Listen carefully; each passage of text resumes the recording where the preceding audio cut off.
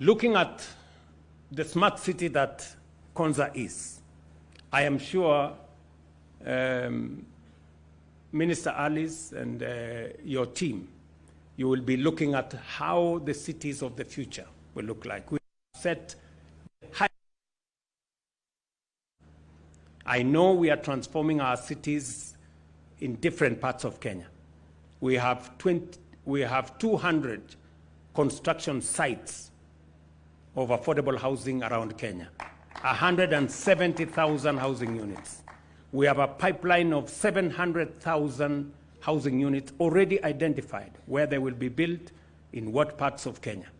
We are continuing to work with that pipeline, and as we continue this program, it is important for the ministry to begin to think about how the cities of the future should look like. Taking Konza City, we need to make our cities smart. Konza Technopilis anchors the digital superhighway and creative economy pillars of our bottom-up economic transformation agenda. Through the Jitume Digital Enablement Program, we have established digital hubs in 47 counties with 328 operational, while another 422 are underway. Kisha kwamba wale ambao watafanya kazi katika city ya Konza watakuwa na makao hapa, and they will also have smart homes hapa Konza, na itakuwa katika ile bei ya kawaida ya affordable housing. Hiyo mpango yote ambayo tunafanya, tumekubaliana vile nimesema, barabara iweze kupanua iwe dual carriageway kutoka junction pale ya Machakos mpaka Emali. Pia na tulete maji kutoka kule Kilimanjaro ije moja kwa moja mpaka mji huu. Na mji huu itakuwa ni mahali ambapo wananchi watapata ajira. Vile nimewaeleza, kufikia mapema mwaka ujao, tayari vijana 5,000 watafanya kazi katika factory ambayo inajengwa katika town hii ya Konza City. Na haiwezi kusimama hapo. Hiyo ni investor mmoja. Tukienda mbele, tunatarajia kwamba watu kazi kati ya 10,000 na 20,000 nafasi ya ajira itapatikana katika mji huu. Na mmesikia tayari ya kwamba kwa wale wanaofanya kazi Konza Technopilis, average age yao ni miaka 28. Kumaanisha hii itakuwa city ya vijana. Hapa ndio vijana watapata ajira na watasongesha mambo ya maisha yao mbele. Nimesikia yale viongozi wameongea hapa. Viongozi wameongea juu ya tuwe na barabara, tuunganishe reli, tujenge airport. Si ndio? Pia wamesema tulete maji, pia wamesema tupange mambo mengine ambayo yatatusaidia kufanya mji huu kuwa ni mji ambao ni wa kisasa.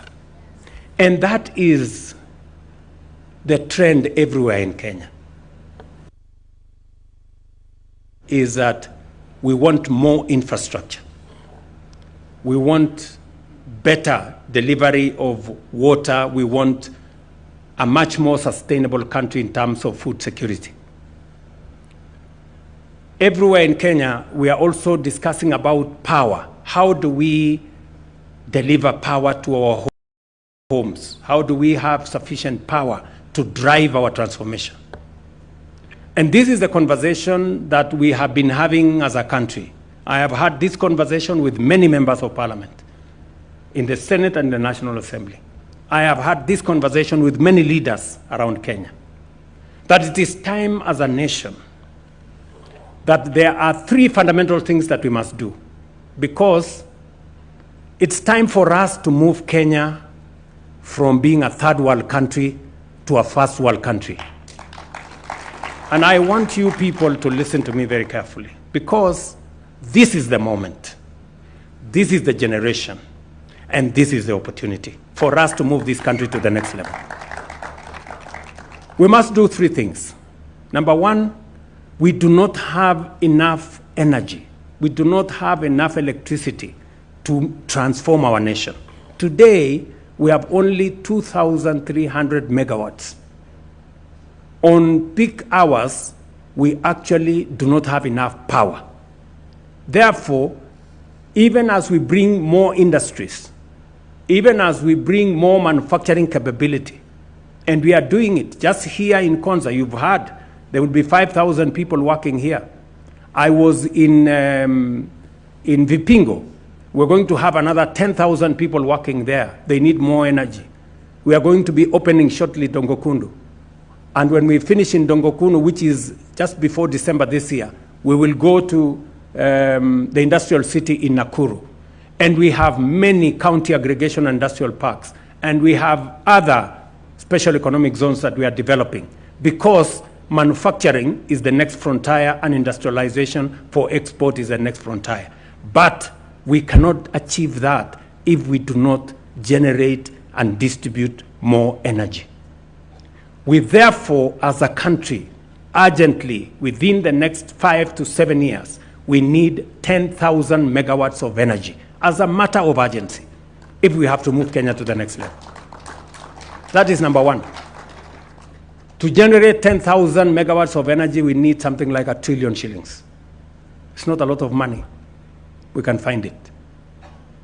Number two, we also need to stop importing food into Kenya. As I talk to you, we are spending 500 billion shillings every year to import food into Kenya. Edible oil, wheat, rice, sugar, maize sometimes. And we have done well to stabilize the food security situation in Kenya. But it is not enough. We have just laid the foundation. Yes, we are producing more maize because of good rains and because we have deployed fertilizer, we have removed cartels, we have chased those brokers from the supply chains, and we are producing more maize. We produced almost 25 million bags more last year. We are producing more tea, we are producing more coffee, better prices, but that is not enough. We need to stop importing food to Kenya. We need to save that 500 billion we are importing from to Kenya. How do we do it? We've almost exhausted land under rain-fed agriculture. We now must move to the next level and go to irrigation. We need to build 50 mega dams like Thwake so that we can irrigate 2 million acres. It will not only provide us with food security in Kenya, but it will now give us products for us to export to all the markets that we have negotiated. We negotiated a market in Africa Continental Free Trade Area, 1.4 billion people. Negotiated a market with the EU, 420 million people with very high spending power. We are not using much of it. We have negotiated a market under AGOA with America. Huge market. We are not making much of it. We've just concluded conversations with China on them opening their 1.3, 1.4 billion people market for Kenyan products. We need to generate those products from our farms, and irrigation is the next level, and we need to spend at least 1.5 trillion to do another 50 mega dams so that we can put another 2 million acres under irrigation. You're seeing what we are beginning in Galana. That is just a tip of the iceberg. We need to do that across Kenya. That is the next frontier. That is the next thing we must do for us to move Kenya to the first world. And then number three, just to give you 3 examples, we need to build more infrastructure. Roads, rail, airport. You people have talked about both, all of them here. You've talked about roads, you've talked about rail, you've talked about airport, right? That is what we need to do in Kenya. Today, we don't have an airport. We have a makeshift something on the runway in Jomo Kenyatta. And we are busy with a conversation. Oh, yes, oh, I don't know who, what, where. You know, useless conversation. We need to be serious. We need to do more infrastructure. Junior here has told us how Mombasa Road is a death trap. The number of accidents in Mombasa Road and across the country. We need to do minimum 1,000 kilometers of dual carriageway around Kenya. And we need to do another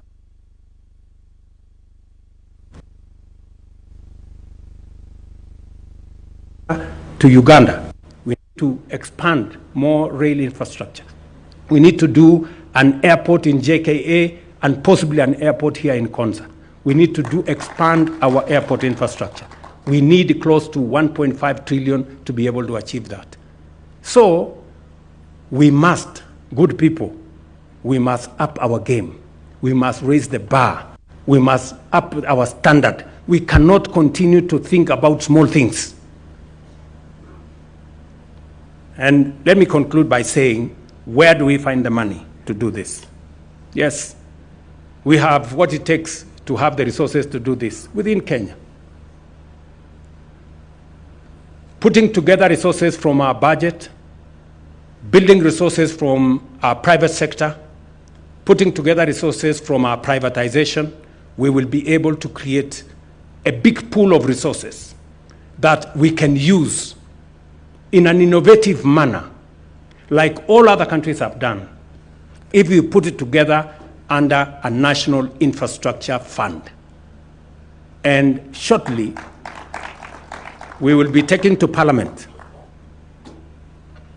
the law to establish a national infrastructure fund that is going to help us to achieve these three objectives: 10,000 kilometers of power, expand our road infrastructure, 1,000 kilometers of dual carriageway around Kenya, 10,000 kilometers of tarmac around Kenya, make sure that we have a good airport, and make sure that we have what it takes to do it, and expand our rail infrastructure to where we want it to get, especially our products.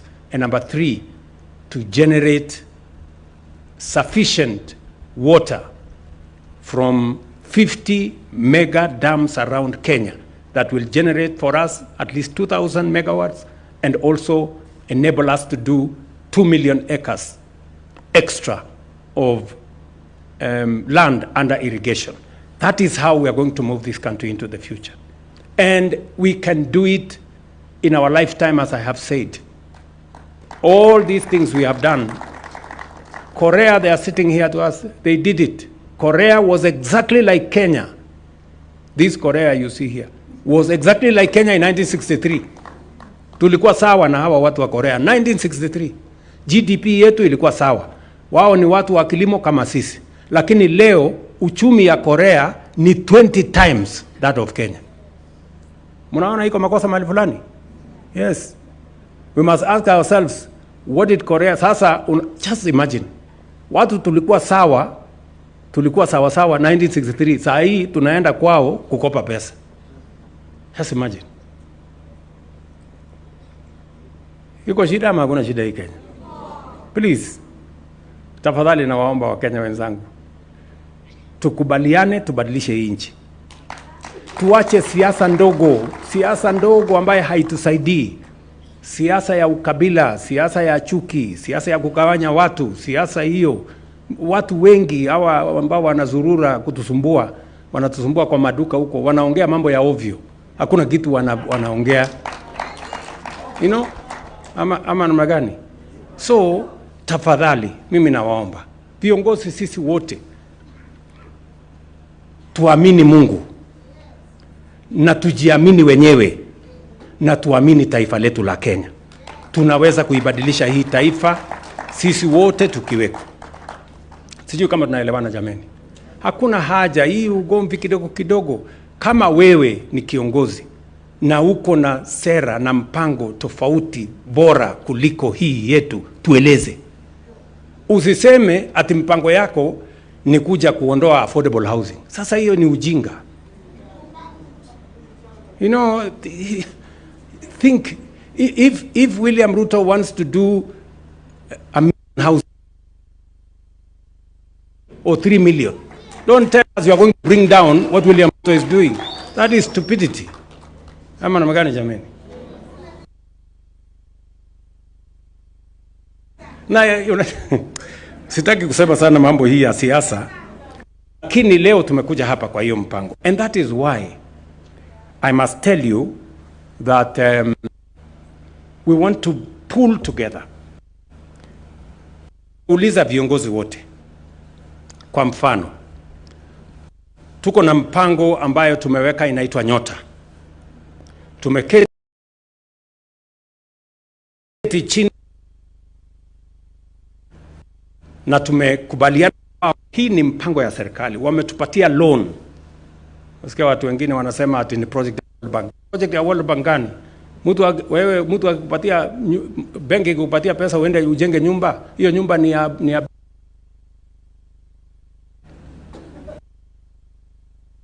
So nashukuru sana ndugu zetu wa World Bank wamefacilitate. Wametupatia shilingi bilioni 20 ili vijana 1850 wa Kenya wapate nafasi number 1 ya kuwa trained kwa biashara. Wale wote ambao wako katika ecosystem ya AKBO, wale wanataka kufanya biashara na serikali, tuwafanyie training na tuwapange vizuri. Number 2, wale vijana ambao hawajawahi kwenda college mahali popote, pia tuwasaidie waweze kufanya internship na waweze kufundishwa, tuwaweke under master craftsmen ili waweze kupata skills. Ya 3, wale vijana ambao wamepata skills kufanya kazi lakini hawana certification, tutawasaidia katika ile inaitwa recognition of prior learning. Alafu kufikia Ijumaa wiki hii Friday, mimi nawauliza viongozi wote, kufikia Friday wabunge watusaidie, mpaka MCS watusaidie. Friday hii tunataka kuchuja vijana 1,100 Kenya on Friday, ambayo kila kijana tutampatia 50,000. Hiyo itakuwa shilingi bilioni 5. Wako na biashara ndogo ndogo waweze kuinua biashara yao on Friday. So I want to ask all of us as leaders, let us rally together on matters that matter to this country, on matters that matter to the young people of our nation.